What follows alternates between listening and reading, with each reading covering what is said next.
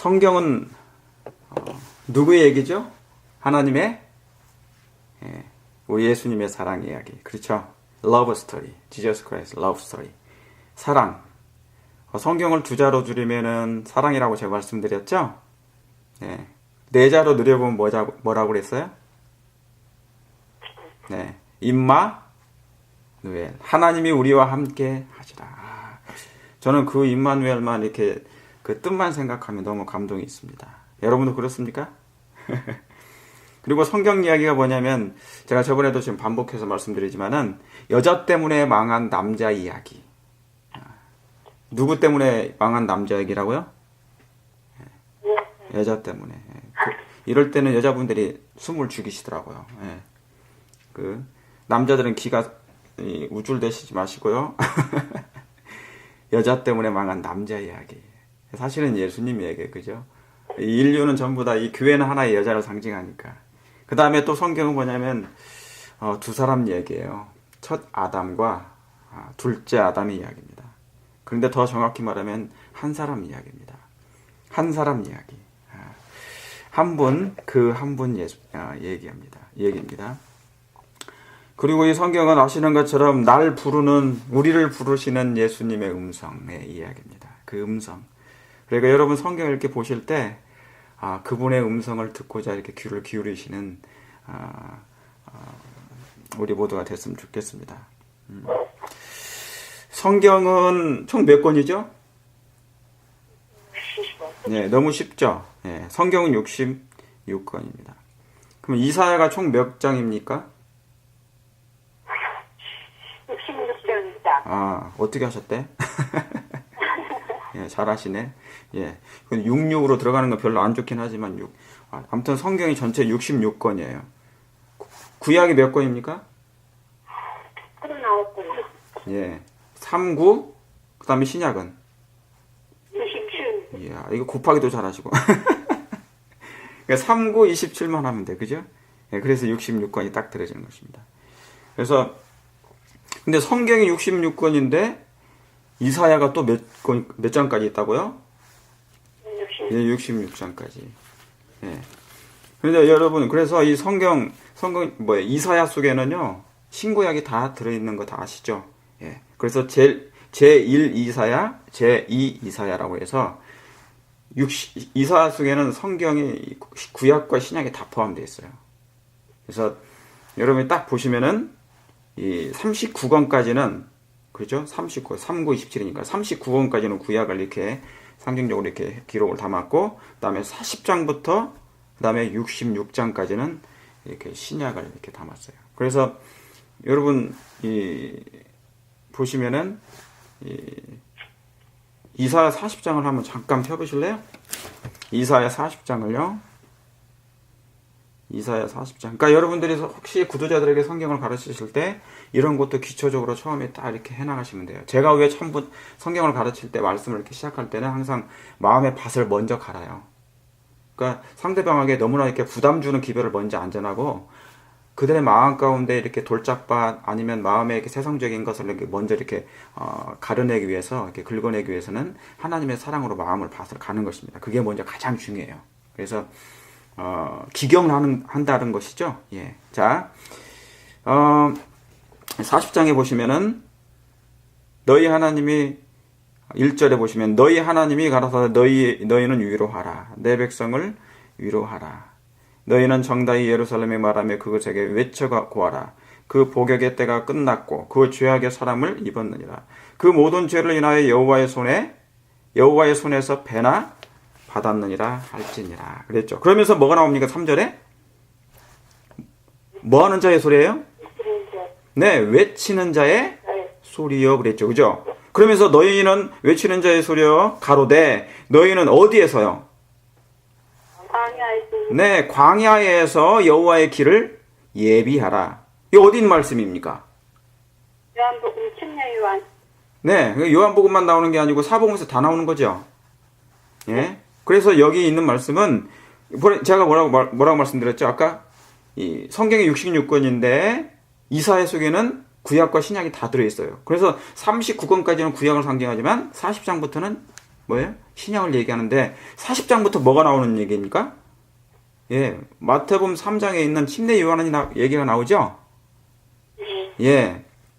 그래서 여러분이 성경을 이렇게 보실 때 외치는 자의 소리여 너희는 광야에서 여호와의 길을 예비하라 그렇게잖아요. 그럼 여기다가 여러분이 지금 안 써놓으셔도 됩니다. 그러나 여러분이 개인적으로 성경을 연구하실 때는 이 말씀을 이제 마태복음 여러분이 기억나는 사복음서의 시작 부분에 있는 그런 부분들을 여기다 기록을 해 놓으시면 돼요. 예. 제가 오늘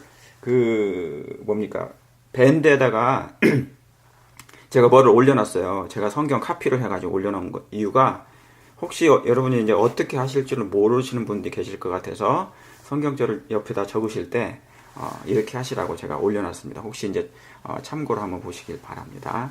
그래서 어디에 외치는 자예요? 광야에서 여호와의 길을 예비하는 자예요. 여러분 광야가 어디입니까? 네, 광야. 저기 뭐 이렇게 데저트 그런 데가 광야입니까? 그러면서 침례 요한이 사람이 없는 곳에 가서 이 말씀을 외쳤을까요? 아니죠. 예, 침례 요한은 사람들이 있는 데서 복음을 외쳤어요. 예, 복음을 외쳤단 말이에요. 그 말은 뭐냐면 우리의 심령이 광야 같은 심령이라 그 얘기죠. 예, 우리의 마음이 메마른 심령이고 메마른 광야 같은 것이에요. 마치 생명력이 단 하나도 없는 것처럼. 그렇죠. 사실은 왜요? 예수님이 떠났기 때문에. 죄인으로서 죄인의 마음 가운데 있는 것은 뭐냐면 흑암밖에 없는 거예요. 그래서 이 마음 가운데 이 광야 같은 마음에 이제 뭐예요? 하나님의 하늘의 기별을 내리시는 거예요. 그래서 외치는 것입니다. 예. 그래서 사망에서 우리 하나님의 대로를 평탄케 하라. 그러니까 우리의 마음이 뭡니까? 하나의 이제 사막 같은 거죠. 사막에 물이 있어요? 없어요? 없어요. 예. 그만큼 죄로 말미암아 물이 없어졌다는 것은 죄로 말미암아 우리의 마음에 모든 샘이 다 막혀버린 거예요. 에덴에 있는 모든 샘이 다 막혀버렸어요. 에덴 동산에서 뭐가 흘러나왔어요? 물이 흘러나왔죠. 예. 그러니까 우리의 마음에도 뭐냐면 항상 뭐합니까? 공허하고 마음이 강팍하고 그러잖아요. 강팍하다 그 말은 뭐냐면 여러분 물이 없는 곳에서는 뭐냐면 먼지밖에 나지 않아요. 그러니까 어떤 사람에게 은혜가 없다. 저 사람은 왜 영적이지 못하지? 왜 저 사람은 은혜가 없지? 항상 육적인 세상 일만 많이 생각하다 보면 저 사람 은혜가 나타나지 않아요. 왜? 물이 없으니까. 그러다 보면 먼지만 나는 거예요.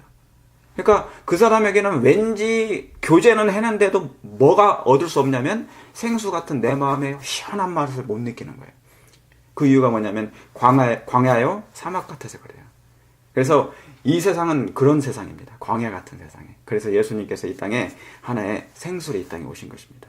우리 예수님을 받아들이십시다. 예. 예. 그래서 성경은 이제 이렇게 이사야 속에는 놀라운 기별이 다 담겨 있습니다. 그래서 그 어떤 선지자가 깨닫지 못한 기별을 이 이사야는요, 정말 더 디테일하게 하나님의 그 은혜와 그리고 하나님의 뜻을 더 정확하게 이해했다고 그래요. 그러니까 선지자마다 기록을 할 때도 이 말씀이 무슨 말씀인지 이해하지 못할 때도 많습니다. 다니엘도 그랬어요. 마지막 시대에 말씀은 기록은 하긴 했지만 너는 이 마지막 때까지 뭐 하라고 그랬어요? 봉함하라. 그러니까 봉함하라니까 해야죠. 그러니까 이해를 못하는 거예요. 어떤 일이세요? 막 이렇게 기절까지 하고. 너무 도무지 말이 그 사건이 계시는 받았는데 그 도대체가 어떻게 이 전개될까 막 이렇게 고민하는 거예요. 예. 그래서 그러나 과거의 선지자들이 이해하지 못한 부분을 이제 이 마지막 백성들에게는 모든 것이 마치 뭐냐면요 휘장이 열리듯 다 열리고 있어요. 그러니까 우리가 심혈을 기울여서 하나님의 말씀을 연구하면 그 모든 보화를 다 캐낼 수 있습니다. 정말 특권입니까? 네. 놀라운 특권입니다. 자, 이사야 34장 보시겠습니다. 이사야 34장.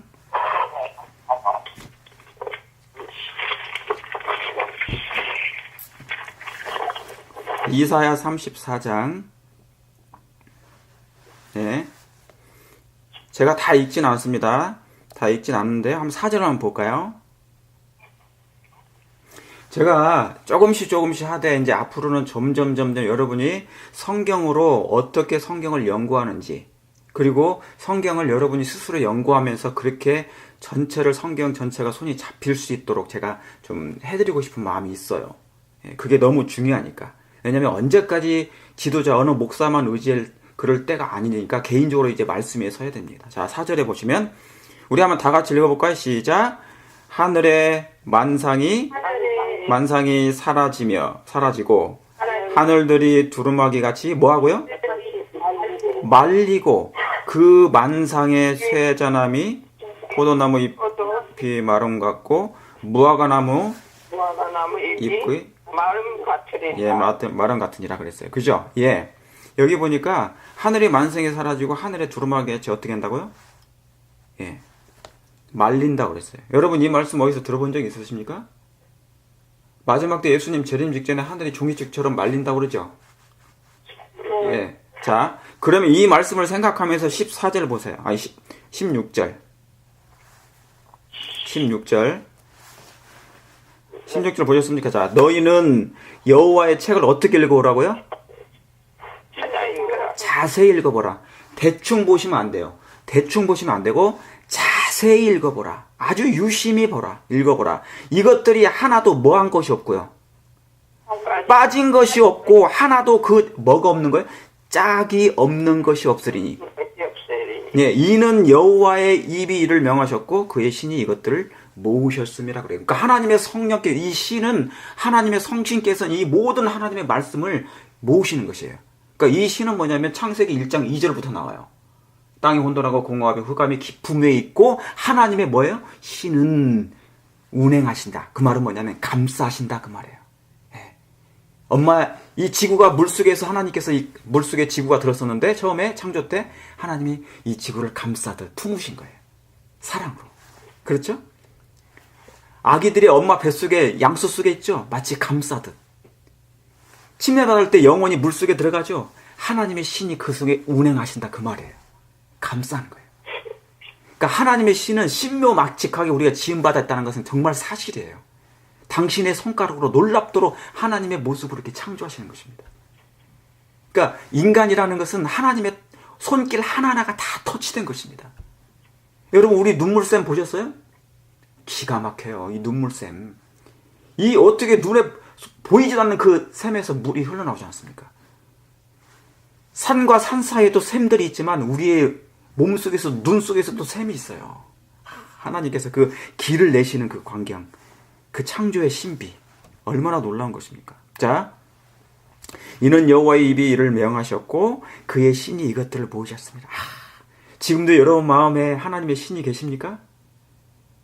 예, 이 신, 성령의 마지막 이 성령께서 특별하게 마지막 때는 역사하세요. 자, 그래서 이 성경이 뭡니까? 너희는 여호와의 책을 자세히 읽어보라. 이것들이 다 하나도 빠진 것이 없어요. 그래서 여러분 성경에 절과 절들은 그 쓰임새가 각각 따로 있어요. 자, 제가 아까 잠깐 읽어드렸죠. 4절에 한번 다시 돌아가 보십시오. 4절에 하늘의 만상이 뭡니까? 사라지고 하늘들이 두루마기 같이 뭐 한다고 했어요? 말리되. 예, 말리되. 그랬죠? 예? 여기 잠깐만요. 여기, 자, 그러면 여기 한번 보세요. 그러면 지금 여기는 말린다는 말씀이지만은 처음에는 예수님께서 하늘을 펴셨겠습니까? 네. 하나님께서 지금 두루마기 같은 하늘을 처음에는 창조하실 때는 하나님께서 하늘을 펴셨겠죠? 그럼 마지막 때는 뭐냐면 이제 마지막 때가 되니까 세상이 뭐의 죄악으로 다시 말리는 거예요. 이게 이제 그게 하나의 다시 원상태로 돌아가는 건데 저기 한번 보세요. 그러면은 거기 옆에다가 4절 옆에다가요. 하늘이 두루마기 같이 말리되 그 옆에다가 작게요. 이 40장 22절을 한번 해보세요. 40장 이사야 그러니까 4 하고 그 다음에 40땡땡 22절 바로바로 성경절에다 한번 혹시 좀 적어 놓으시면 좋겠습니다. 이게 습관이 그렇게 들면요 성경만 가지고 연구하게 돼요. 그래서 하박국서는 뭐라고 그럽니까? 달려가면서도 뭐 할 수 있게 하라? 성경을 마지막 때? 읽을 수 있게 하라. 예. 달려가면서도 그러니까 마지막 때는요 이제 정말 환난 직전에는 1월 시험령 내리고 나중에 환란이 오잖아요. 이제 성경을 볼 수가 없어요. 그때는 성경을 가지고 다닐 수가 없습니다. 그러니까 뭐예요? 이거 들고 다닐 수가 없잖아요. 그러기 전에 우리가 하나님의 말씀을 어디에 새기는 거예요? 예, 마음과 기억의 창고에 집어넣어야 돼요. 미리. 그러니까 이 은혜 기간은 지금 다른 기간이 아니죠. 그죠? 예. 말씀으로 전신 갑주를 입는 기간이. 자, 40장 22절 옆에다가 34절 4절을 적어 놓으세요. 예, 바로바로 하세요. 자, 그는 땅 위 궁창에 앉으시나니 땅의 거민들이 메뚜기 같으니라. 그가 뭐를요? 하늘을 차일같이 뭐 하셨어요? 예, 펴셨으며 거할 천막같이 베푸셨죠? 그렇죠? 예. 자, 아까 뭐라고 말씀드렸습니까? 하나님의 성경의 책은 여호와의 책을 너희가 자세히 읽어보라. 이것들이 하나도 뭐가 없다고요? 예. 빠진 것이 없고 짝이 없는 것이 없으리니 그랬죠? 예. 그러니까 한 번은 하나님께서 처음에는 펴셨지만 이제 마지막 때는 뭡니까? 하나님 다시 이 하늘이 종이쪽처럼 뭐 한다는 거예요? 말리는 거예요. 그죠? 자, 그러면 이사야 34장 4절 옆에다가 계시록을 6장을 한번 적어 놓어 보세요. 그럼 한번 확인해 보십시다. 그렇게 되는지. 계시록 6장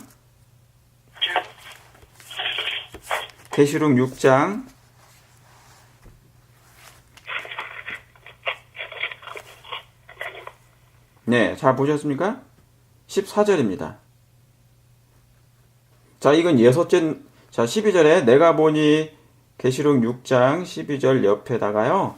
아까 34장, 이사야 34장 34 땡땡 4 이렇게 적어 놓으시면 됩니다. 내가 보니 여섯째 인을 떼실 때 큰 지진이 나며 해가 총담같이 검어지고 온 달이 핏빛같이 되며 어디서 많이 들어보셨습니까? 이 말씀이 어디 말씀이에요? 여러분 성경을 연구하다 보면은 이제 이런 식으로 성경을 연구하잖아요. 그러면은 지력이 넓어져요. 개발됩니다. 그래서 그동안 성경을 봤던 그 모든 말씀들이 이제 생각나게 해주시는 분이 성령께서 해주세요. 나중에는 예수님께서 그랬잖아요. 너희가 만약에 감옥에 잡히거나 총독 앞에 잡혀갈 때 이제 우리가 잡혀갈 일이 생깁니다. 환란이 오면, 이 1월 시험령이 오면 그때는 너희가 뭐 하지 말라고 그랬어요? 말씀을 미리 생각하지 말라. 하나님께서 미리 성령께서 생각나게 해주신다고 그랬죠. 그러니까 지금 이 말씀을 그렇게 준비해 놓으면 그때 성령께서 생각나게 해주신다 그 말이에요. 예. 아멘. 예, 그렇죠. 자, 12절에 해가 총당같이 검어지고 온 달이 핏빛같이 된다. 이 말씀은 예수님께서도 말씀하셨어요. 제자들에게 재림의 징조를 말씀하실 때 하셨죠. 예. 그럴 때는 여러분이 바로바로 뭐냐면 성경을 연구하실 때 절과 절들을 비교해서 성경을 연구하라고 했으니까 마태복음 24장에 가서 31절을 싹 적어 놓으셔야 돼요. 원래는. 자, 그렇게 연구하라는 얘기죠. 지금은 안 펴셔도 돼요. 그게 그 말씀이 있습니다. 자, 그러면서 13절에 하늘의 별들이 무화과 나무가 대풍에 흔들려 선 과실이 떨어지는 것 같이. 저는 지금 이 말씀을 읽으면서도 신명기가 막 생각나요. 왜냐하면 성경은 사상 영감이기 때문에 각 선지자들이 모세로부터 기록한 모든 말씀들이 다 하나로 하나된 사상으로 연결돼 있어요. 그래서 아까 제가 이사야 34장에 뭐라고 했습니까? 너희는 여호와의 책을 자세히 읽어보라. 이것들이 다 뭐가 없어요? 짝이. 그렇죠? 빠진 것이 없고 그 짝이, 그러니까 사상적인 짝이 없는 것이 다 뭡니까? 없는 것이 없으리니 이는 여호와의 신이 이것들을 모으셨다 그랬어요. 그렇죠? 예. 그러니까 그 말씀을 여러분이 이제 요엘서도 막 이 말씀이 생각이 나요. 하늘의 별처럼 막 이렇게 생각나고. 그리고 뭐냐면 다니엘서 12장에도 뭐냐면 그런 말씀이 있죠. 하늘에 뭡니까? 옳은 대로 인도하는 자는 우리의 면류관에 별들이 많다고 생각나십니까? 예, 그런 말씀이 막 생각이 나는 거예요. 이 별 하나만 생각해도 하늘의 별들이 무화과 나무가 대풍에 흔들린 것처럼 선 과실이 떨어지는 것 같이 땅에 떨어지리라. 무화과 나무도 있습니까? 예, 무화과 나무도 창세기에 아담이 범죄했을 때 무슨 잎사귀를 입었어요? 네, 그렇죠. 그러니까 이게 참 놀라운 성경이에요. 이게 다 뭐냐면 제가 그래서 관주를 하실 때, 성경 연구하실 때 단어와 단어끼리 같은 단어끼리 연결하고, 그 다음에 같은 장끼리 연결하고, 같은 절끼리 연결하고, 같은 문맥끼리 연결하고, 그 다음에 사상 영감으로 같은 사상끼리 연결해서 공부하게 되면 놀라운 교훈과 기별이 숨어 있습니다. 그래서 성경은 전체를 관통하는 하나의 황금실을 하나님께서 예배해 놓으셨대요. 예, 자, 그러면서 14절 보세요. 거기 뭐 나옵니까, 근데? 하늘은 종이축이 뭐 하는 것처럼? 말리는 것. 네, 말리는 것 같이 떠나가고 각각 섬이 뭐 제자리에서 옮겨주되 그랬죠. 그러니까 아까 이사야 34장에 하늘이 만상이 사라지며 하늘이 두루마기 같이 말리되 그랬잖아요. 이 말씀이 지금 사실은 어디에 있는 말씀이에요? 요한계시록을 기록한 요한은 사실은 뭐를 본 것입니까? 이사야 34장을 연구한 사람이에요, 사실은. 그러니까 그 말씀을 이해하고 기록한 거예요. 그러니까 이 말씀이 마지막 때 예수님 재림 직전에 임하실 말씀이었구나라는 것을 이제 깨닫게 되는 거죠. 이사야는 그 말씀을 이해하고 기록했는지 모르지만 이 말씀이 재림 때 얘기한 것입니다. 네. 그렇죠? 그러니까 저와 여러분은요, 각 시대마다 하나님께서 선지자를 보내셔서 기록하게 한 그 모든 말씀을 이 마지막 백성들은 그것을 깨닫게 돼요. 그러니까 마지막 때는 예수님 재림 직전이기 때문에 최고의 선지자들이 나타나는 것입니다. 그래서 엘리야의 선지자예요. 엘리야의 선지자의 무리가 나타나는 것입니다. 그 기능이, 우리는 자칭 선지자라고 하지 않죠. 예, 그 기능이 그렇다는 얘기입니다. 놀라운 일입니까? 예. 우리 정말 많이 준비하자고요. 그렇죠? 네. 그래서 여기 보면은 그 성경의 진리들은 감추인 보석과 같다 그랬어요. 그래서 진리는 샅샅이 살펴보아야 하며 참담한 노력으로 캐내라 그랬어요. 캐내야 한다. 예. 어떻게 캐낸다고요? 예, 참담한 노력으로. 참담한 노력으로. 자, 성경의 진리들은 감추인 보석과 같다. 여러분 이 말씀 생각날 때, 이 말씀을 이렇게 들으실 때 어디에 있는 말씀을 생각날 것 같아요? 성경에는 마태복음에 그런 말씀이 있나요, 없나요?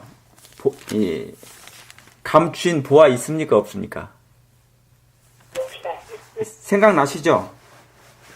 예, 처음 듣는 말씀이신가요? 예. 예, 항상 좋으십니다. 그러면은 자, 마태복음 13장 44절을 좀 보겠습니다. 이해가 안 가시면 말씀해 주시고요. 질문도 하시고, 근데 질문을 하시되 길게 하지 마시고 짧게 해주시기 바랍니다. 네. 자, 13장, 마태복음 13장 44절입니다.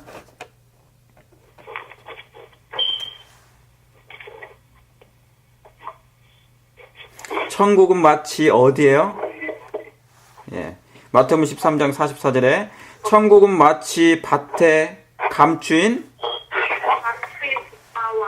예, 보화 같으니 사람이 이를 발견한 후 숨겨두고 기뻐하여 돌아가서 자기의 소유를 다 팔아 그 밭을 샀느니라 그랬어요. 예. 그래서 여러분, 이 성경은 뭐냐면 하나의 보화예요. 그러니까 밭인데 성경이 뭐라고요? 밭이에요. 여러분 아담이 창세기에 보면은 자, 거기 옆에다가 여러분 창세기 3장을 딱 이렇게 써놓으세요. 창세기 3장을 써놓으세요. 그냥 일단 써놓으세요. 써놓으시고 이 뭐냐면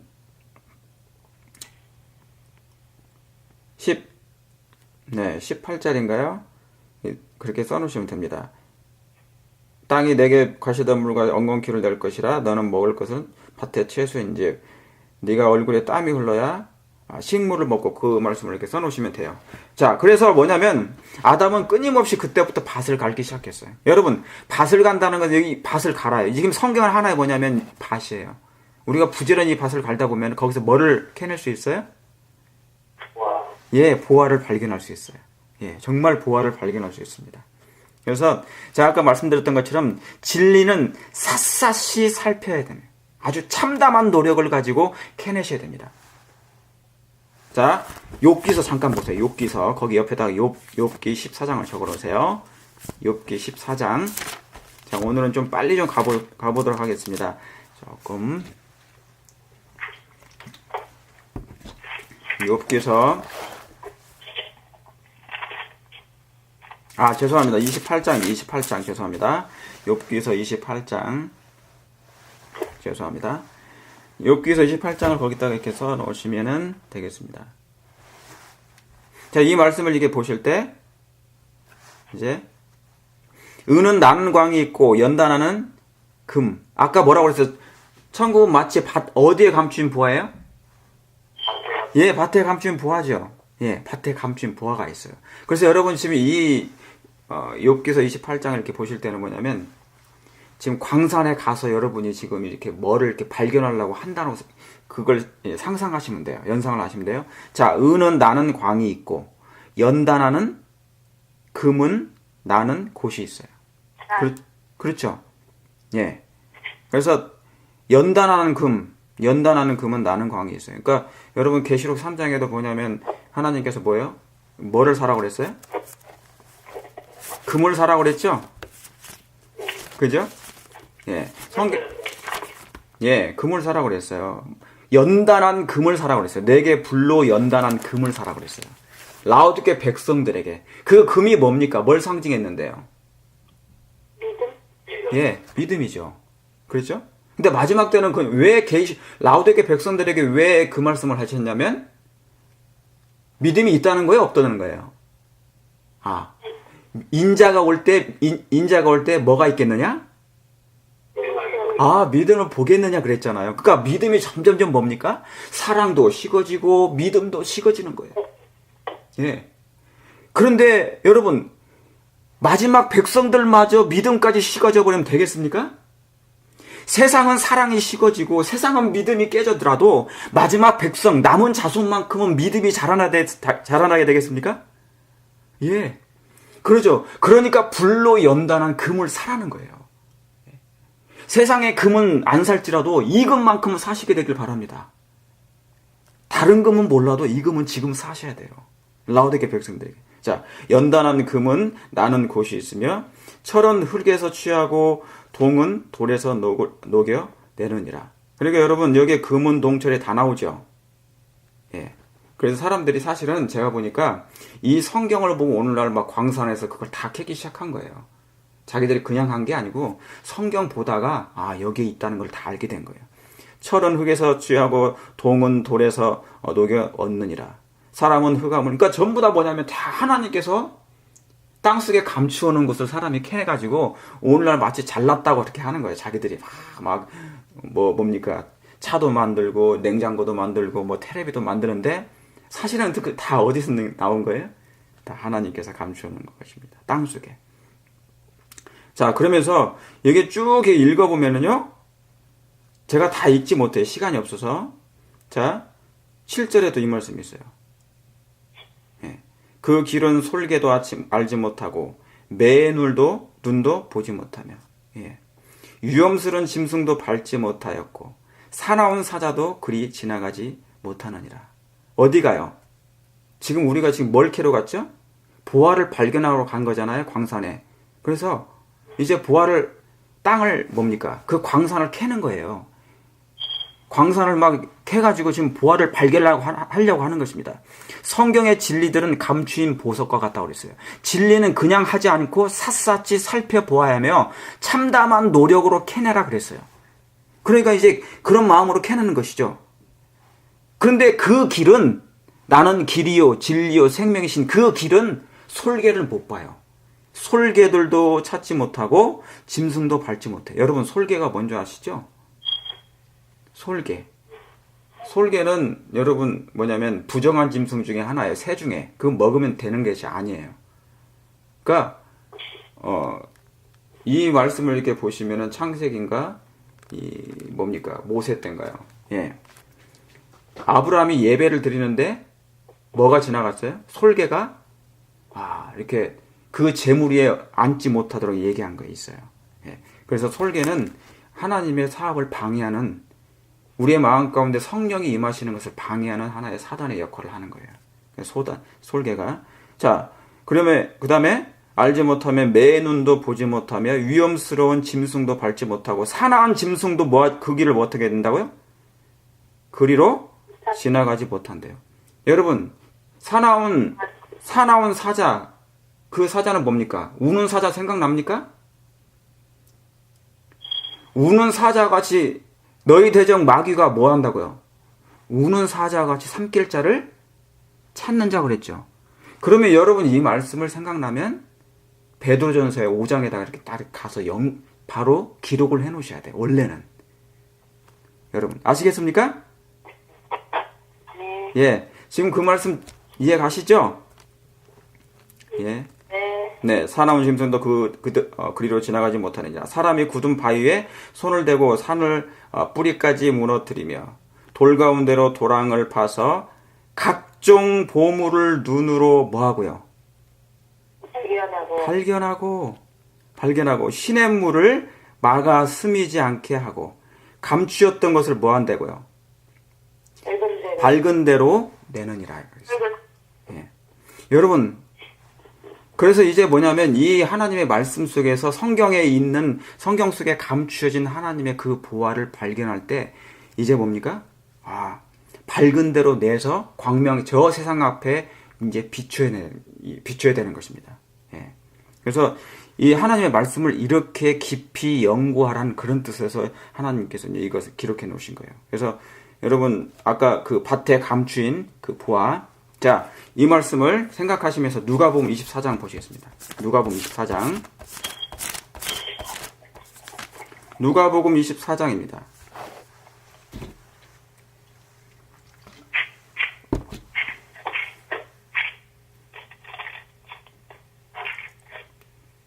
자, 누가복음 24장 엠마로 가는 두 제자를 대해서 이제 저희가 잠깐 공부할게요. 자, 15절을 원래 13절부터 나오는데 제가 다 읽지 않겠습니다.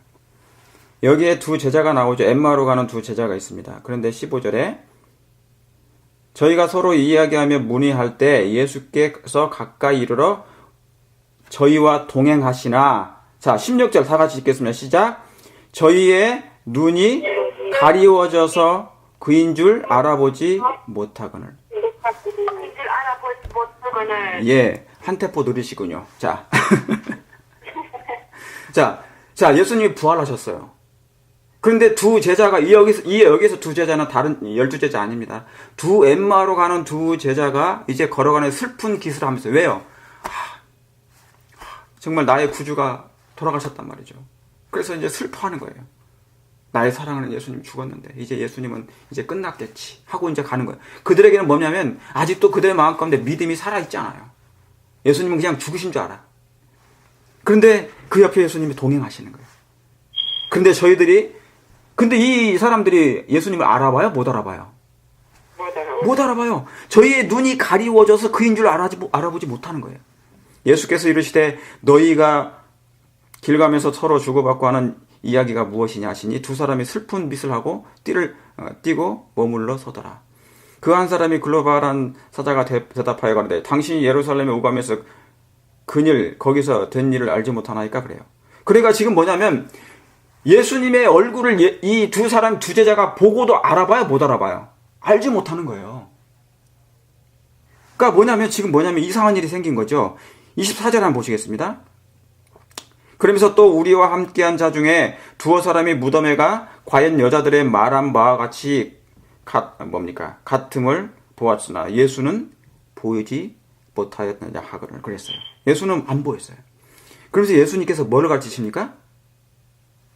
25절에 가라사대 미련하고 선지자들의 말한 모든 것을 마음에 더디 믿는 자들이요 그리스도가 이런 고난을 받아야 할 것이 아니냐 하고 25절에 이에 모세와 및 모든 선지자의 글로 시작하여 모든 성경에 누구에 관한 거예요? 자기에 관한 것을 다 자세히 설명하셔요. 다시 말하면요, 지금 예수님께서 부활하시고 지금 뭘 하시냐면 성경을 연구하시는 것입니다. 깊이 있게 창세로부터 말라기까지 있는 구약 성경을 가지고 지금 예수님께서 이잡듯이 성경을 지금 그들 앞에 보여주시는 것이에요. 그들이 예수님을 알아보고요? 몰라보고요? 몰라보고요. 자, 예수님이 왜 이 일을 하셨을까? 예수님께서 그들이 왜 예수님을 못 봤을까? 못 알아봤을까요? 여기서 보면요, 예수님께서는 지금 성경을 가르쳤을 때 그들을 만났을 때요. 다른 사람인 채로 변형돼서 예수님이 나타나셨어요. 그러니까 그들의 눈에는 그들이 전에 봤던 그 예수님이 안 보였어요. 다른 사람인 채였습니다. 그 이유가 있어요. 굉장히 여기 놀라운 이유가 있습니다. 왜 예수님이 다른 사람인 채 하면서 성경을 먼저 가르쳤을까? 그래서 예수님이 성경을 창세로부터 계시록까지 당신에 관한 모든 것을 선지자들이 말한 것을 이게 바로 예수님, 그 메시아 예수였다는 것을 이제 성경으로 먼저 가르치십니다. 그리고 뭐 하신지 보세요. 31절에 저희 눈이 밝아 그인 줄 알아보더니 예수는 저에게 보이지 아니하시고 떠나신 것이에요. 그러니까 뭡니까? 예수님이 지금 성경의 주야를 마칠 때까지 계속 다른 사람인 것처럼 하시고 계신 것이에요. 그리고 그래서 뭡니까? 예수님의 생애, 예수님의 품성, 예수님의 죽으심과 부활에 대한 모든 것을 직접 신앙의 그런 가운데로 이 제자들을 인도하신 거예요. 먼저. 여러분 왜 이렇게 하셨을까요? 왜 예수님이 당신의 모습을 감추시고 먼저 성경을 그렇게 깨닫게 하셨을까? 여러분 그 이유가 있어요. 이건 너무 중요한 것입니다. 왜냐? 만약에 예수님이 부활하시자마자 바로 나다라고 얘기했을 때 그러면 그들은 너무너무 기뻐했을 것입니다. 그러나 예수님을 보았기 때문에 예수님을 부활하신 예수님을 만났기 때문에 그걸로서 만족할 것이었어요. 그래서 더 이상 뭡니까? 성경이 신비롭지가 않아요. 더 이상 성경을 안 봐도 왜요? 예수님만 보고도 충분히 만족할 거니까. 그래서 예수님께서는 그걸 아시고 뭐예요? 당신 자신을 감추시고 먼저 성경을 깨닫게 하신 것입니다. 자, 또 하나 이유가 있어요. 이제 예수님은 조금 있으면 이제 뭐 하실 겁니까? 부활하셨으니 승천하시잖아요. 그죠? 그래서 이제는 우리의 눈으로 예수님은 더 이상 안 보고도 이 마지막 때까지 뭐만 보고 살아야 됩니까? 말씀만 보고 살아야 되잖아요. 그러니까 예수님 안 보고도 말씀을 통해서 예수님을 보고 믿는 것처럼 살아야 됩니까? 그렇죠. 예. 여러분 이해 가세요? 아멘. 네. 이해 안 가시는 듯한데. 자, 그래서 예수님이 왜 예수님이 탄생했을 때 초림의 날짜 같은 거 다 숨기셨어요. 왜 그런 줄 아십니까? 구원하고 관계없는 얘기예요. 사람들이 그것을 우상화시킬까 봐 그랬어요. 예수님이 당장 당신의 형상의 모습으로 제자들에게 나타나지 않는 이유는 마지막 때 사람들이 성경만 보고도 예수님을 믿도록 하기 위해서 그렇게 하신 것입니다. 이해하시겠습니까? 그러니까 이 말은 왜 마지막 때 우리가 성경을 연구해야 되는지, 예수님이 부활하시자마자 가장 중요하게 생각한 게 뭐냐면 성경 연구였어요. 자, 44절 보세요. 또 이르시되 내가 너희와 함께 있을 때 너희에게 말한 바 곧 모세 율법과 선지자의 글과 시편의 나를 가리켜 기록한 모든 것이 이루어져야 하리라 한 말이 이것이라 하시고 이에 저희 마음을 열어 뭐 한다고요? 성경을 깨닫게 하셨다고요. 예, 성경을 다 먼저 깨닫게 하셨어요. 성경을 깨닫게 하셨어요. 여러분, 재림운동은 다른 게 아니고 하나님의 말씀으로 돌아가는 운동입니다. 그렇습니까? 예수께서 지성소 계시는 때가 거의 끝나가고 있으며 그 때가 아주 짧은 시간 지속될 것이기 때문에 성경을 연구하는 일에 우리의 모든 시간을 사용해야 될 것을 보았다 그랬어요. 화이프는. 큰 시험을 앞두고 있는 성도들을 준비시키기 위해서 성경으로 돌아가라는 운동을 촉진시켜야 될 책임이 있다 그랬어요. 큰 책임이.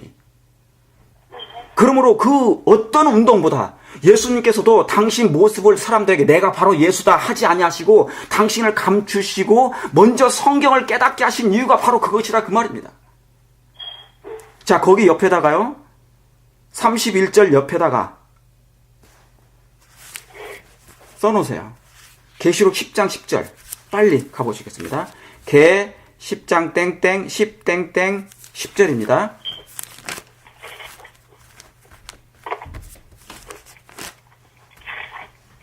계 10장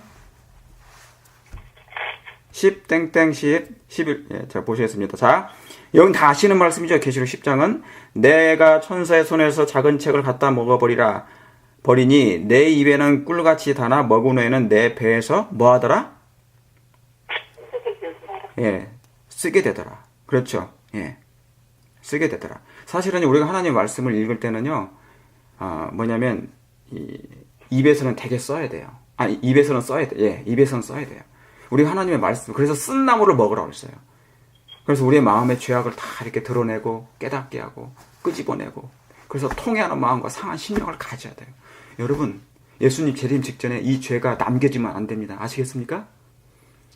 대속죄일은 다른 게 아니에요. 지금 내 죄의 마음속에 있는 죄의 찌꺼기들을 지금 제거하는 때예요.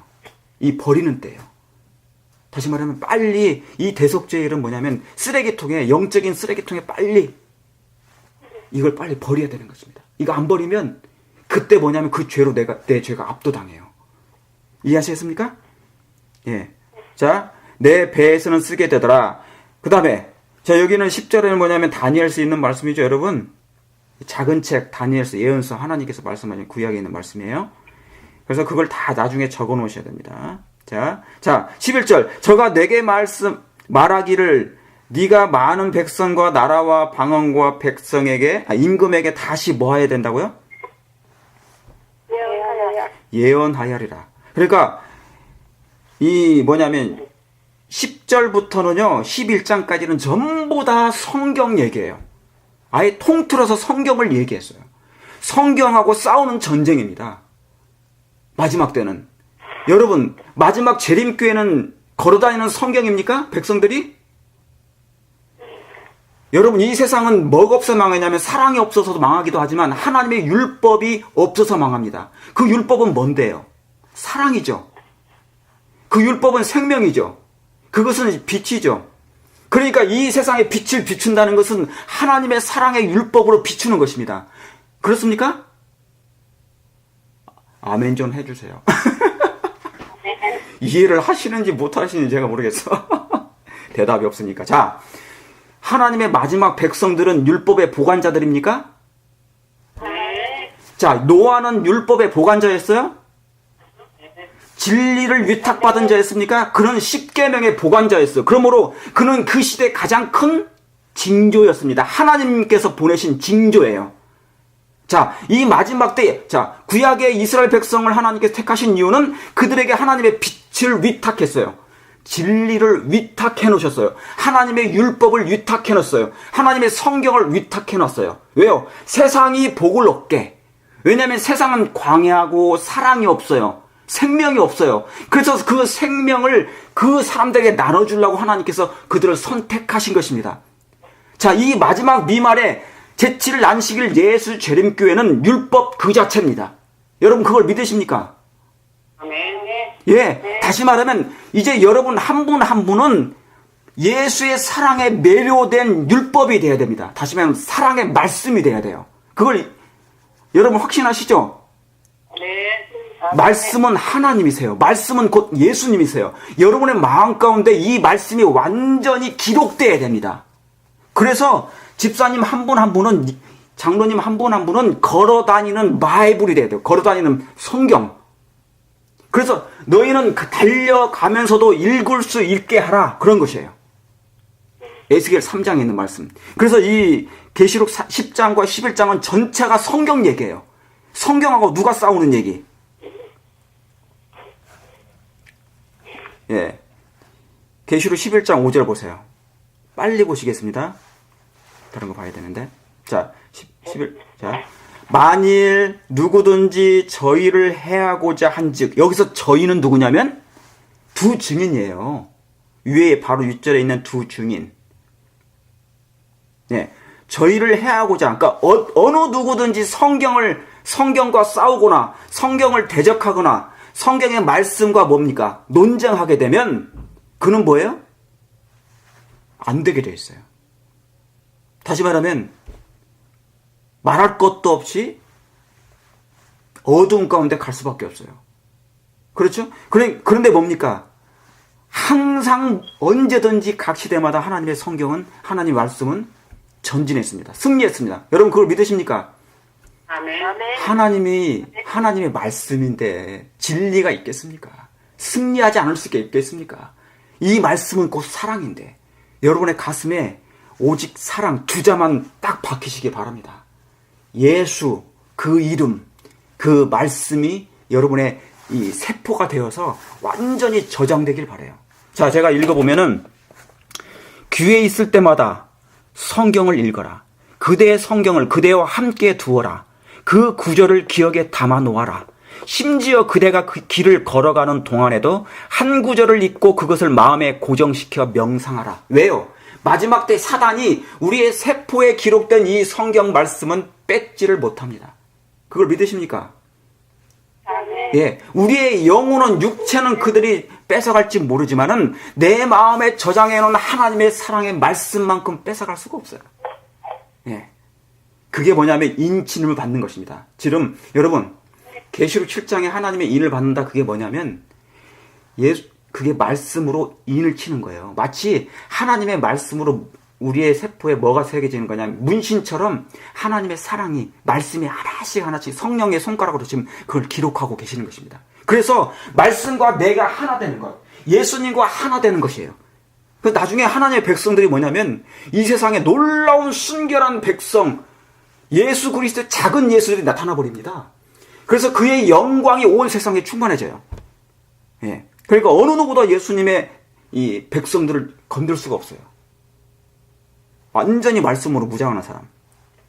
자, 그래서 성경은 성육신된 겁니다. 예수님도 성육신이 되셨지만 성경에 무슨 육신된 거라고요? 성육신. 아, 성육신. 여러분은 어떤 육신이 되기를 원하십니까? 성육신 되기를 원하십니까? 아니면 육육신 되기를 원하십니까? 성육신.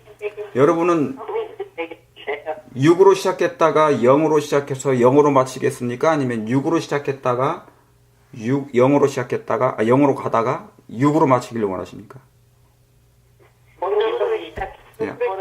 예, 항상 좋은 걸 택하시죠? 예, 좋은 거. 아, 나는 절대로 1위가 되지 않을 거야. 양이 될 거야. 자, 오늘 그걸 한번 보자고요. 잠깐 시간 남은 대로. 예. 그래서 성경은 뭐예요? 성육신된 거예요. 여러분, 예수님이 신성을 감추셨기 때문에 인성 속에 인성 안에 신성이 이렇게 감추어졌기 때문에 안 보였어요. 그러니까 마치 성경이 그런 거예요. 밭에 감춘 보화, 하나님의 보화가 이 인간이라는 글자 속에 인쇄된 글자 속에 감추어져 있어요. 그러니까 그냥 보면 돼요? 안 되겠죠? 예, 그러니까 눈에다 뭘 바르라고요? 안약을 사서 발라요. 예, 여러분 성경 보실 때 예수님 정말 만나고 싶어서 이렇게 성경 보셔야 돼. 꼭 기도하시고 보시게 되길 바랍니다. 아시겠습니까? 아멘. 자, 그러면 거기다가 아까 그 계시록 10장 11절 옆에다가 출애굽기 3장 보세요. 3장 2절. 3장 2절이 빨리 들어가시기 바랍니다. 자, 출애굽기는 신약일까요? 구약일까요? 네, 신약이죠? 아, 아니죠. 네, 구두자 앞에서는 신약이라고 많이 되십니다. 자, 3장, 출애굽기 3장. 예. 참, 출애굽기는 놀라운 장이에요. 출애굽기는. 여러분, 출애굽은 지금 뭐냐면, 우리가 지금 옛날에는 출애굽했죠? 오늘날에도 예수님을 믿게 되면 출애굽하죠? 마지막 때는 뭐냐면, 출바벨론이에요. 그래서 출애굽 당시에 이스라엘 백성을 마지막에 건졌을 때 무슨 재앙이 있었어요? 몇 재앙? 10재앙. 자, 그러면 마지막 출바벨론 때 예수님 재림 직전에는 또 몇 재앙이에요? 7재앙. 예, 7재앙. 이게 뭐냐면 전부 다 성경에 뭐냐면 중복됩니다. 그래서 상징과 표상과 상징과 비유가 다 그렇게 돼 있어요. 자, 2절에 자, 이제 모세가 그 장인 1절이죠. 미디안 제사장 이드로의 양무리를 치더니 그 무리를 광야 서편으로 인도하여 하나님의 산 호렙의 이름에 여호와의 사자가 어디예요? 무슨 나무입니까? 떨기나무. 예, 떨기나무 불꽃 가운데서 그에게 나타나시니라. 그가 보니 떨기나무에 뭐가 붙었어요? 불이. 예, 불이 붙었어요. 그러니까 모세가 멀리서 봤는데 뭐가 붙었어요? 나무에. 불이 활활 타야 되는 타질 않는 거예요. 자, 그렇죠? 사라지지 아니하는 자라. 여러분, 바로 이게 뭐냐면 성육신 얘기하는 거예요. 인성을 취하신 누굴요? 예수님. 여러분, 예수님이 흠모할 만한 분이셨어요? 아니면 흠모하지 못할 만한 분이셨어요? 이스라엘 백성의 눈에. 흠모하지 않았어요. 흠모할 만한 것이 거의 별로 없었다고 그랬어요. 여러분, 오늘날의 성경도 성육신된 것입니다. 이 성경을 사람들이 너무 흔하다 보니까 어때요? 흠모해요? 아니면 정말 사모해요? 아니면 그냥 그렇지 뭐 그렇게 해요. 여러분들은 안 그렇죠. 여러분들은 정말 흠모하고 너무너무 사랑스럽고 항상 막 이곳에 막 뛰어들고 싶고 막 이 성경의 바닷속에 막 이렇게 빠져들고 싶고 그렇죠. 예. 그래서 성경은 침노하는 건 바로 여기가 뭐 하니까 예수님의 가슴 속에 성경이라는 게 예수님의 이 가슴 속에서 나를 사랑해준다는 그 음성이 들리는 곳이에요. 이게 바로 떨기나무가 그러면 이 떨기나무 딱 하시면 여러분이 성경은 사상영감이니까 아까 어디다 적어놓냐면 마태복음 3장 예수님이 성령으로 잉태되신 그 장면을 기록해 놓으셔야 돼. 예. 성경은 사상영이니까 그냥 읽고 지나가시면 안 돼요. 이런 거. 예수님이 바로 인성을 상징하는 거니까. 이 떨기나무 흔하디 흔한 나무예요. 광야에 있는 나무. 여러분 우리가 흔하디 흔하던 사람이 죄인입니까? 우리는 너무나 흔한 죄인이에요. 죄인에 불과합니다. 근데 이 인성 가지고는 우리가 구원을 못 받아요. 그냥 흙이 돼버려요. 그래서 예수님께서 신성이 내려오신 거예요. 우리 안에 신성이 계셔야 다시 한번 죽을 필요도 없는 그 성경까지 올라가는 것입니다. 예. 자, 이 성육신을 생각해 보시면 기가 막혀요. 하나님이 자, 3절에 이에 가로되 내가 돌이켜 가서 이 큰 광경을 보리라. 떨기나무가 어찌하여 타지 아니하고 하는 동시에 여호와께서 그가 보려고 돌이켜 오는 것을 보신지라. 참 저는 이거 볼 때요. 이런 거 볼 때 참 너무 감동적이에요. 모세가 참 별 볼 일 없는 인간이잖아요. 근데 예수님이 여호와께서 그가 보려고 돌이켜 오는 것을 보신지라. 마치 엄마가 갓난아기가 이렇게 하는 것 일일이 다 보잖아요. 너무너무 너무너무 막 좋아 죽잖아요. 그죠? 근데 예수님의 눈에 여러분 여기서 여호와는 예수님이세요. 그리스도입니다. 예수님 그리스도. 그 여호와께서 모세가 오는 걸 보고 보신지라. 하나님이 떨기나무 가운데서 그를 불러 가라사대 모세야 모세야 하심에 그가 가로되 내가 여기 있나. 여러분 예수님이 왜 성육신 하는 줄 아시죠? 만나고 싶어서 성육신 한 거예요. 제가 그랬잖아요. 사랑은 함께 있어야 된다고. 살고 싶다고. 떠나면 힘들다고. 보고 싶어서 못 견딘다고. 예? 있고 싶어서 예수님이 임마누엘 하신 거예요. 모세야 모세야. 얼마나 다정한 음성입니까? 예? 여러분 세상에서 가장 아름다운 음성이 뭐예요? 바로 이분의 목소리예요. 누굴 부르는 목소리? 그분의 음성. 모세야 모세야. 하나님이 위대하신 그 창조주 하나님이 보잘것없는 모세를 향하여 인성을 취하시는 그 모습 속에서 그 음성을 나타내신 예를 거기 옆에다가 창세기 3장을 적어놓으세요. 창세기 3장. 예? 여러분 세상에서 최고 사랑스러운 소리가 말씀이 무슨 말씀이죠? 엄마의 자식에 있어서 가장 아름다운 음성은 엄마의 목소리예요. 아가 잘 잤니? 얘들아 밥 먹어라. 얘들아 일어나라. 우리 예수님이 모세야 모세야. 여러분 이 모세야라는 그 이름을 부를 때는요 당신의 가슴이 막 이렇게 저려올 정도로 너무 사랑스럽게 부르는 거예요. 하나님의 품성은 속성 자체는 사랑 외에는 없어요. 아가페적인 사랑. 예? 사랑은 내리사랑이죠. 이 하늘에서 내려오는 이 사랑, 부르시는 음성. 예수님의 그 음성이 얼마나 청하고 아름다웠을까요? 3장 9절을 해보세요. 예수님이 아담이 범죄했을 때 뭐라고 했어요? 아담아, 내가 어디 있니? 예.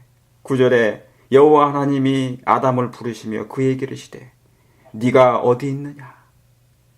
가로되 여러분, 네가 어디 있느냐? 아담아 어디 있느냐? 여러분, 아담이 창세기 1장에 하나님께서 창조하셨을 때 하나님 보시기에 좋았대요. 아담이 태어나지도 않았는데 당신의 가슴이 너무, 아담이 내가 만든 거 보고 얼마나 좋아할까 하면서 너무 흡족해 하세요. 그런데 아담을 만들어 놓고 보니까 하나님이 미칠 정도로 그냥 너무너무 좋으신 거예요. 그래서 하나님이 보시기에 심히 좋았더라. 여러분, 한 분 한 분은 예수님의 눈에 넣어도 안 할 만큼, 안 아플 만큼, 너무너무 좋으실 만큼 당신의 가슴이 막 희열이 나고 미칠 만큼 너무 사랑스러워서 하나님 보시기에 이렇게, 야, 너무너무 이 만물 천연계를 만드시고 이 아담이 볼 걸 생각하니까 하나님이 너무너무 좋아. 여러분, 하나님의 눈빛 속에, 예수님의 눈빛 속에, 예수님의 가슴 심장 속에는 오로지 여러분이 하나님을 향하여 바라볼 때 여러분밖에 없단 말입니다. 제발 좀 성경 속에서 다른 거 보지 마시고 그 예수님의 그 가슴에서 나오는 그 사랑의 마음을 좀 우리가 좀 보자고. 예? 세상에서 가장 아름다운 음성. 예? 여러분, 이 청한 예수님의 음성, 이걸 누가 들은 줄 아십니까? 요한복음 11장 43절 적어 놓으세요. 요한복음 11장 43절.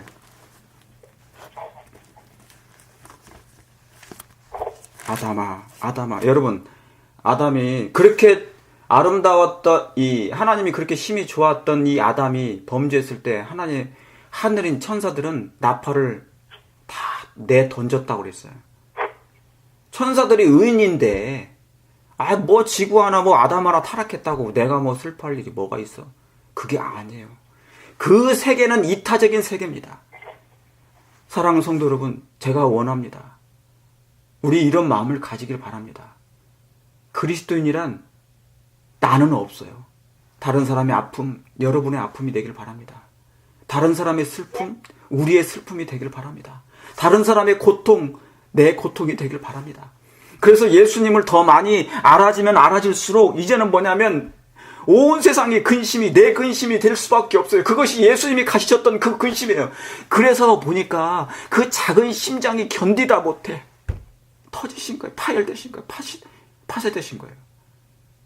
나 하나 고민도 힘든데 세상 다른 사람 고민까지 내가 어떻게 챙겨? 아니에요. 예수님을 알면 그렇게 해야 되는 거예요. 자, 요한복음 1장 43절.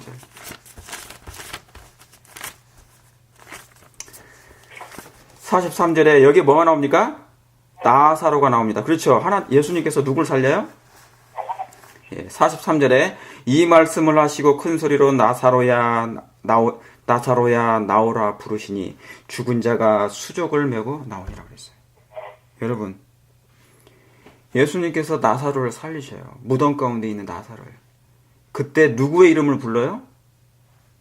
나사로야 불러요. 이 음성은 아담을 불렀던 아담아, 네가 어디 있느냐? 모세야. 그 음성에 변함이 없습니다. 세월이 흘리면 우리는 마음이 변하지만 우리 예수 그리스도, 우리 하나님의 마음은 절대로 변하지 않아요. 그 엄마의 그 음성 그대로입니다. 예?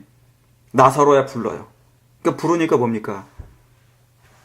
나사로가 그 음성을, 그가 죽기 전에 들었던 그 음성을 듣고 일어나는 것이에요. 여러분, 그래서 나사로의 이름이 나사로예요. 그 음성 듣자마자 나사로 하고 일어나잖아요. 나 살았다 그 말이죠. 그렇습니까? 예. 나 살았다. 나사로. 우리 모두가 나 살아야 돼. 예수님의 음성을 듣는 모든 사람, 주의 음성에 뭐한 자는요? 여러분, 지금 우리가 성경 연구 왜 합니까? 왜 말씀을 그렇게 주야로 묵상해요? 누구의 음성을 들으려고? 예, 이 은혜의 기간 동안에 예수님의 음성이 내 세포에 익숙해져야 돼요. 여러분, 하늘나라는 낯설지 않아야 됩니다. 갑자기 하늘나라 못 가는 이유가 있어요. 우리가 하늘나라 바로 왜 하나님께서 왜 더디 오시는 이유 아십니까? 아직 그 나라의 문화에 익숙하지가 않아요. 아직 하나님의 음성에 익숙하지가 않습니다. 그래서 이스라엘 백성은 출애굽기 때 10계명을 예수님이 선포했잖아요. 그죠? 아시죠? 그런데 예수님이 그 이스라엘 백성이 뭐예요? 그 10계명을 듣고도 너무너무 두려워했다고. 왜요?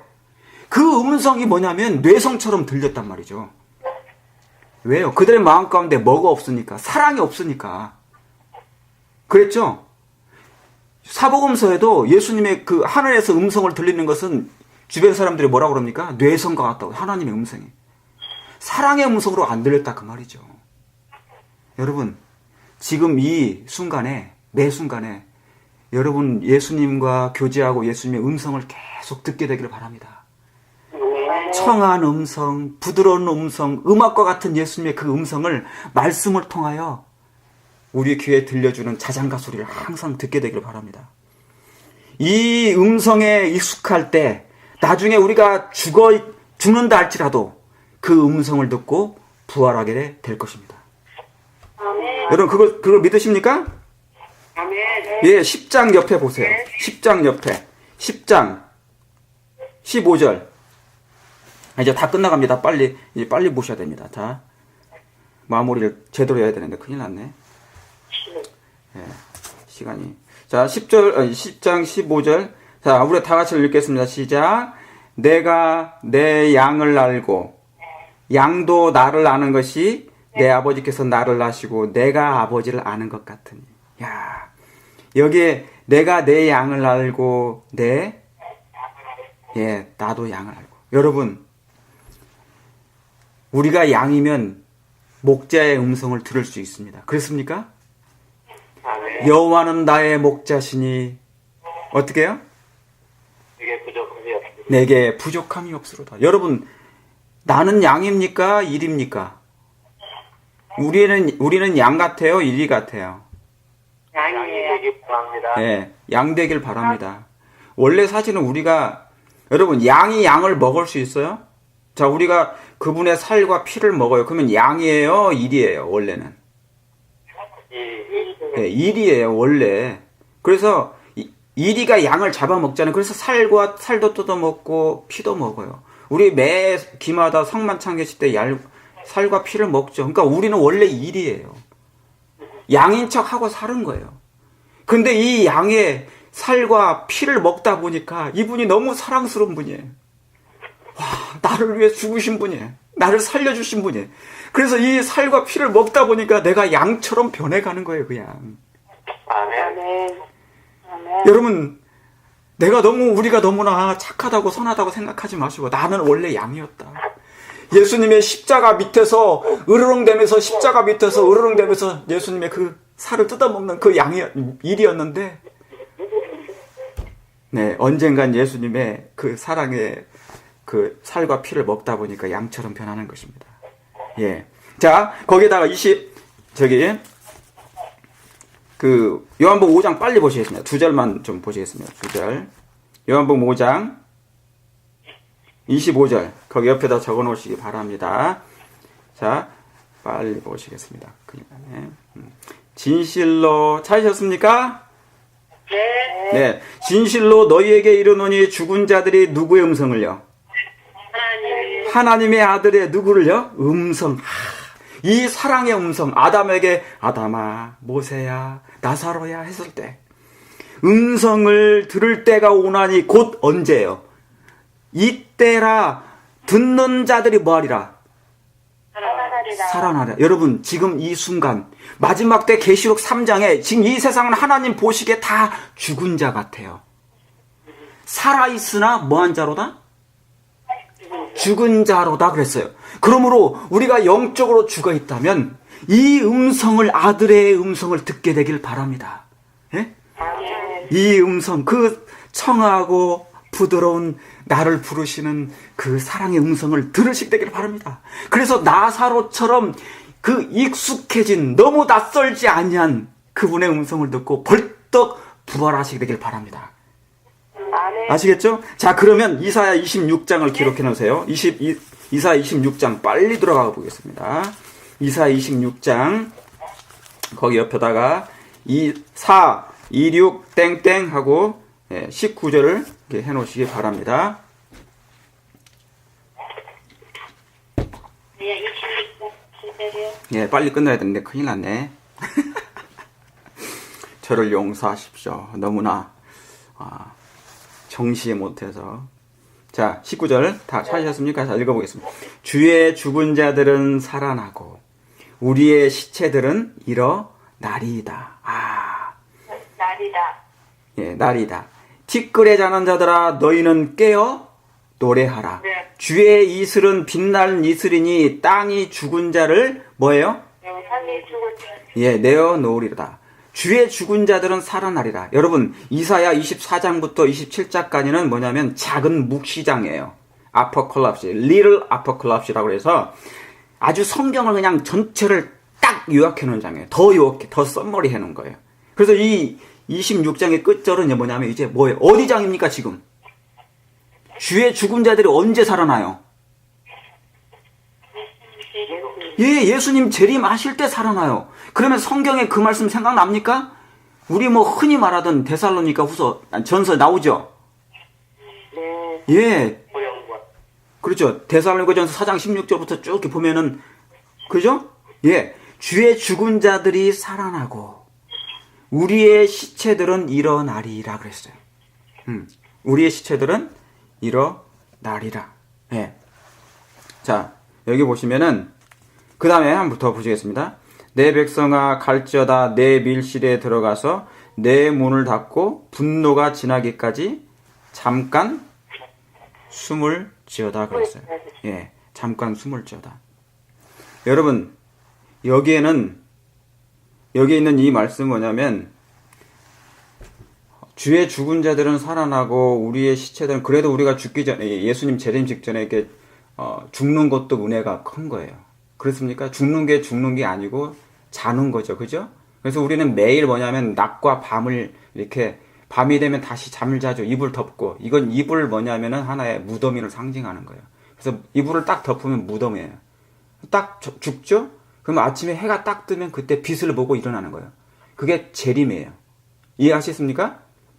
그러니까 우리는 매일 뭐냐면 낮과 밤이 오면서 계속 부활과 생명을, 재림을 반복해서 경험하는 거예요. 여러분 그걸 믿으시길 바랍니다. 자, 주의 죽은 자들은 살아나고 시체들은 일어나는 거예요. 이제 일어나는데 하나님의 음성을 듣고 바닷속에 있든지 물고기 뱃속에 있든지 사자 입속에 있든지 땅속에 있든지 저 깊은 바다에 있든지 그 어디에 있을지라도 예수님의 음성을 익숙한 그 사랑의 음성을 평소에 생전에 살았던 자주 들어왔던 그 사람들은 그리고 그 음성을 너무 속히 듣기를 원했던 그 사람들은 이 음성을 듣고 벌떡 이제 부활하게 될 것입니다. 여러분 이 자리에 꼭 여러분 있게 되기를 간절히 바랍니다. 아멘. 예, 있게 되길 바라고요. 여기 보시면은 여기서 두 가지가 있어요. 20절에 내 백성아 갈지어다 내 밀실에 들어가서 내 문을 닫고 분노가 지나기까지 잠깐 숨을 지어다 그랬어요. 자, 여기서 뭐냐면 죽은 자와 살아서 구원받을 사람이 두 가지 나옵니다. 자, 21절에 살아서 구원받는 것을 얘기하는 거예요, 이게. 자, 여러분 거기 옆에다가 마태복음 17장을 적어 놓으세요. 마태복음 17장. 제가 간단히 먼저 이렇게 실장을 적어 놓으시고 오늘 제가 마치겠습니다. 적어 놓으시고 다음에 이어서 할게요. 다음에 이어서.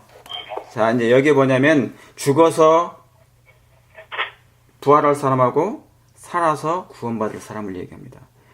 근데 이사야 26장이 아직 구체적으로 다 잘 나와 있어요. 여러분은 살아서 구원받기를 원하십니까? 아멘. 욕심을 좀 더 부리시면 좋겠죠, 그죠? 예. 그 사람들은 야곱을 통과한 사람들이죠. 네. 야곱의 환란을 통과한 사람들이죠. 네. 그러면 여러분은 마음 가운데 육적인 모든 요소는 다 버리셔야 돼요. 그리고 온전히 예수님과 하나 되는 그런 성령의 지도를 받는 사람들이 되어야 됩니다. 아시겠습니까? 그러면 특별한 말씀이 있어요. 여기에 대한. 예, 그래서 마지막 때 그런 말씀이 있는데 제가 자꾸 이제 마음이 급해져서 시간이 돼서 제가 다음에 이어서 좀 해도 되겠습니까? 네, 네. 예. 아무쪼록 제가 그러면 이것을 다시 한번 이사 26장부터 다시 다음 주에 이어서 할게요. 시간이 지나서요.